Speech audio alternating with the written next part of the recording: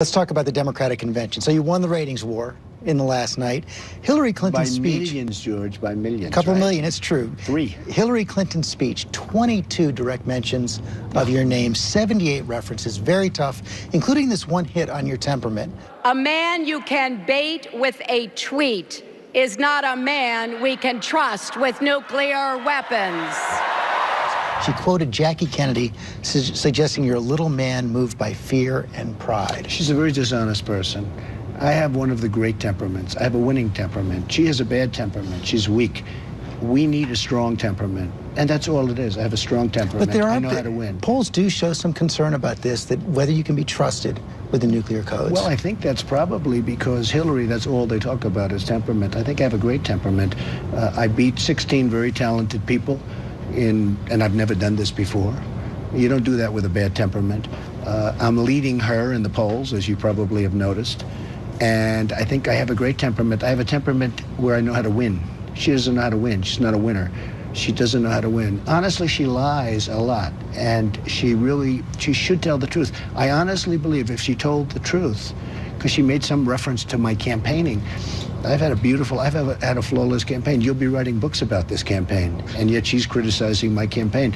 Now, her campaign, she couldn't beat Bernie. Okay. Well, she did beat him. Well, barely. And there's questions even about that. But barely. And if you look at what's going on in terms of unity, the Bernie people are angry. They're angry. He was angry. What was amazing to me is when she was talking about Bernie last night, the camera was on him, and he was angry. It almost looks like he has buyer's remorse, like he shouldn't have made the deal. Let's talk about Russia. You made a lot of headlines with Russia this week. What exactly is your relationship with Vladimir Putin? I have no relationship with Putin. I have no relationship with Putin. But if you have no relationship with Putin, then why did you say in 2013, I do have a relationship? In 2014, I spoke... Because he has said nice things about me over the years. I remember years ago, he said something, many years ago, he said something very nice about me. I said something good about him when Larry King was on. This was a long time ago. And I said, he is a tough cookie, or something to that effect. He said something nice about me. This has been going on. We did 60 Minutes together. By the way, not together, meaning he was probably shot in Moscow. Well, he was in Moscow, you were in New York. But that's the thing. No, just so you understand. He said very nice things about me, but I have no relationship with him. Yet you said for 3 years, 13, 14, and 15, that you did have a relationship with him. No, look, what do you call a relationship? I mean, he treats me with great respect. I have no relationship with Putin. I don't think I've ever met him. I never met him. I don't think I've ever met him. You would know it if you did, wouldn't you? I think so, yeah, I think so. So I don't think I've ever met him. I mean, if he's in the same room or something, but I don't think so. Never spoken to him on the phone? I've been in Moscow. I didn't meet him in Moscow. Where? Never spoken to him on the phone? I have never spoken to him on the phone, no. I've spoken when we had the Miss Universe contest a number of years ago. We had Miss Universe in Moscow, in the Moscow area. He was invited. He wanted to come. He wasn't able to come. That would have been a time when I would have met him.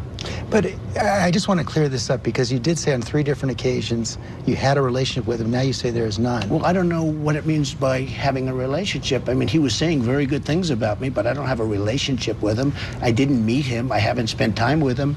I didn't have dinner with him. I didn't go hiking with him. I don't know. I wouldn't know him from Adam, except I see his picture and I would know what he looks like. Vice President Biden told me this week that Vladimir Putin wants to beat Hillary.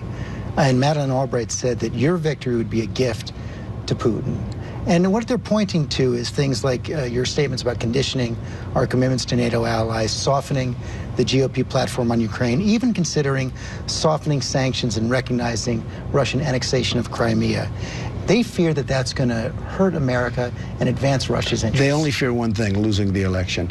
If our country got along with Russia, that would be a great thing. When Putin goes out and tells everybody, and you talk about relationship, but he says Donald Trump is going to win and Donald Trump is a genius, and then I have people saying you should disavow. I said I'm going to disavow that. But when Putin says good things, and when we have a possibility of having a good relationship with Russia, I think that's good. By bowing to his annexation, we're not going to be bowing to anybody. Hey, George, you know me pretty well. I don't bow, okay? I don't bow. But if we can have a good relationship with Russia, and if Russia would help us get rid of ISIS, frankly, as far as I'm concerned, you're talking about tremendous amounts of money and lives and everything else. That would be a positive thing, not a negative. Even if that means conditioning our commitments to NATO, as you said? No, because you're not going to do that. NATO is going to be just fine, but NATO countries, we have 28 countries, many of them are taking advantage of us because they're not paying. So we're protecting these countries and they're not paying. And when people leave that last part in, everybody agrees with me.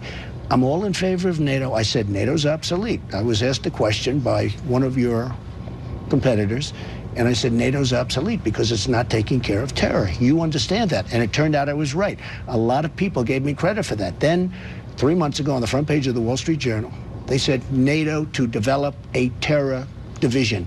And somebody who's supposed to be very extraordinary is put in charge of it.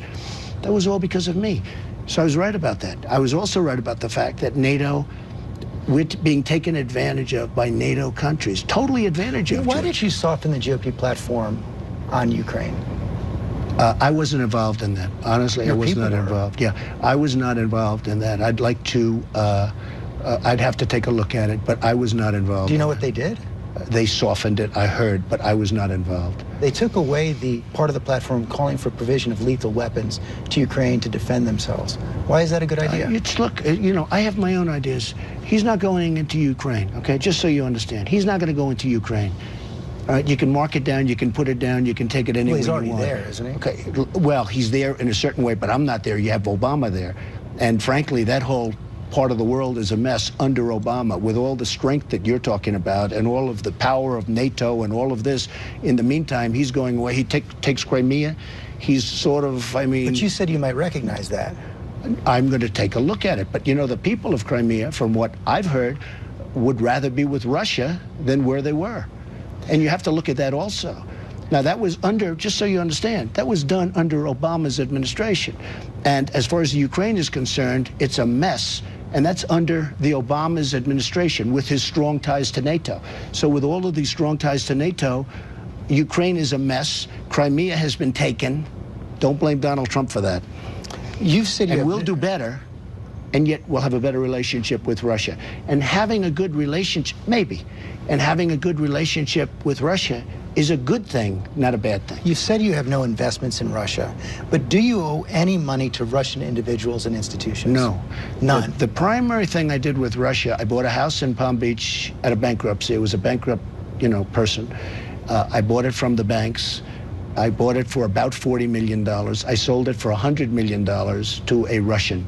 That was probably 5 years ago, and that was primarily it. You partnered now, with will Russians I on the sell? Soho Grand? Will I sell? Oh, many years ago. I don't think they're Russian. I think there were other people, but there were various partners. Will I sell condos to Russians on occasion? Probably. I mean, I do that. I have a lot of condos. I do that. But I have no relationship to Russia whatsoever. No debts? No debts. I have very little debt to anybody. I don't need debt. You know, it's very interesting. I'm so liquid, I don't need debt. And if I need debt, if I want debt, I can get it from banks in New York City very easily. You know where I'm going to take this next. Americans could be assured on that if they saw your tax returns. My tax returns are very simple. They're under a minor audit, routine audit, as they have been for many years. Every year I get audited. Now, I don't know if you get audited, but I have friends that are very wealthy that never have been audited. I say, do you get audited? I get audited every year. I'm under a routine audit, like routine. And I have been for years, every year. But there are several years that are no longer George, it's very simple. Yeah, but they're all linked. It's called the link. It's very simple. If my audit's finished, that's great. Now, I have to tell you, I watched Mitt Romney 4 years ago. He waited till September to give him, just before the election. They made him look so bad. It was so unfair. I actually think he didn't lose because of the 47%. I think he lost because of a couple of really minor items in a tax return where he did nothing wrong. So it is unfair. But I will say, when I'm finished with the audit, I'll do it. Richard Nixon released his, even though his were under audit. Don't use Richard Nixon as necessarily the guide, okay? I mean, you know, it's an interesting person to use, but don't use it. Mike Bloomberg. Yeah. Very tough on you at the Democratic Convention. Trump says he wants to run the nation like he's running his business? God help us. Called you a con man, reckless, even seemed to... He doesn't know me well. Michael Bloomberg, when he had a problem in Ferry Point, which is a massive job where his administration was a mess, they couldn't get it built, they called me, I took it over, I got it done in a year. Michael Bloomberg couldn't get elected dog catcher in New York. In the past, you said he was a great mayor. Sure, he was good, but his last term was terrible. He did a terrible thing his last term. And frankly, A lot of people didn't like him. He spent a fortune to get elected, shouldn't have gone to third term. The snow removal was a disaster. He had a lot of problems. Michael Bloomberg had a big problem with Ferry Point in the Bronx. They called me. I made a deal. I took it over. I got it built. I got it open. It's open today. It's very successful. And I think, personally, I think he made a deal with Hillary where he gets a job because he'd like to, because Michael Bloomberg's wanted to run for president for probably as long as you've known him. And guess what? He never had the guts to do it. And now I see this guy up on stage saying negative things. He knows nothing about me. He's never been to my office. I don't know him well. Played golf together. Oh, maybe once. Here's what he hit you on in the speech. And I hit the ball a lot longer, a lot better. He hit you for hypocrisy in the speech, for selling products made overseas, gaming the visa system to hire foreign workers at low wages. And just this week, BuzzFeed reported that Mar-a-Lago is putting out applications for 78 more visas for foreign workers, even though the... Should I tell you about it? Mar-a-Lago is a very successful club in Palm Beach, Florida, the Mar-a-Lago Club. And during the season, it's very, very hard to get employees. The local employment agencies say they have more than 1,000 people we in their interview, database. and we have a lot of people. We come out with a lot of people. But it's very, very hard to get people in Palm Beach during the Palm Beach season. It's called the Palm Beach social season. And what we do is we sometimes have to bring people in. As far as product, our country doesn't make product anymore. You have other countries devalue their currencies. They make it impossible. You look at suits and ties and shirts. You look at steel. You look at so many different things. It's but one of the things, George, they make them in very small. 3% of our product is made in apparel, and much of the material comes from overseas. It's very, if you want to get a television today, I buy thousands of television sets. If I want to get a television, I would love to buy American-made televisions like they used to have, where they had GE and Sylvania and all of the different. Today it's Samsung, it's LG, it's Sony. We don't make televisions anymore. But there's you're so out many. there saying other American companies must come and create jobs here, but you're not willing to do it George, yourself. this is nothing new what you're saying. I talk about this during my speech. When I do ties, I bid them out and I go all over the place. You have companies over in different countries where they devalue their currency and they make it impossible for American companies to compete. The hat, Make America Great Again. I fought like crazy to find a company in this country that could make the hats. And I found one, and they're American made. But it's because I knew the first thing people would do is, where is the hat made? Okay, Make America Great. But it is very, very hard for our companies to compete because other countries, and it's really the countries, other countries take advantage of Here are us. the numbers on the hiring of foreign workers. Since 2010, 300 U.S. applicants down in Mar-a-Lago, 17 hired, more than 500 visa applications. Well, you know what? I don't hire the people. But if you look at all of the other places in Palm Beach, they're all doing exactly What do you the think same an thing. American And you know worker- why they're doing that? You know why they're doing that? Because you can't get people, George. What do you think a voter thinks when they hear you say, I can't find American workers, I can't find I think the American voter companies"? understands it because they understand that. You know, you're not reinventing the wheel here with these questions. These questions get asked all the time. I've been asked about Mar-a-Lago. I have many other places where I don't have to do that because you have a normal season. Let's talk about debates. You can accept the recommendations of the debate commission, 3 debates, 1 VP debate? Well, I'll tell you what I don't like. It's against 2 NFL games. I got a letter from the NFL saying, this is ridiculous. Why are the debates against? Because the NFL doesn't want to go against the debates because the debates are going to be pretty massive from what I understand, okay? And I don't think we should be against the NFL. I don't know how the dates were picked. I don't know why those particular So you don't dates. like the dates that are out there? Well, I don't like dates against, you know, Hillary Clinton wants to be against the NFL. She doesn't, maybe like she did with Bernie Sanders, where they were on Saturday nights when nobody's home. But they're against the NFL. I saw the dates. I think 2 of the 3 are against the NFL. So I'm not thrilled with that. But I like 3 debates. I think that's fine. I think it's enough. Somebody said 1 debate. I'd rather have 3. I think they'll be very interesting. I don't know if you saw this speech, but there was a man named Kaiser Khan speaking at the Democratic Convention last night. His son, Captain Humayun Khan, was killed serving in Iraq, and he had some very tough questions for you. Have you even read the United States Constitution? I will gladly lend you my copy. You have sacrificed nothing and no one. He said you wouldn't have even let his son in America. He doesn't know. He doesn't know that. I saw him. He was, you know, very emotional and probably looked like a nice guy to me. His wife, if you look at his wife, she was standing there. She had nothing to say. She probably, maybe she wasn't allowed to have anything to say. You tell me, but plenty of people have written that. She was extremely quiet, and it looked like she had nothing to say. A lot of people have said that, and personally, I watched him. I wish him the best of luck, George. What would you say to that, Father? Well, I'd say we've had a lot of problems with radical Islamic terrorism. That's what I'd say.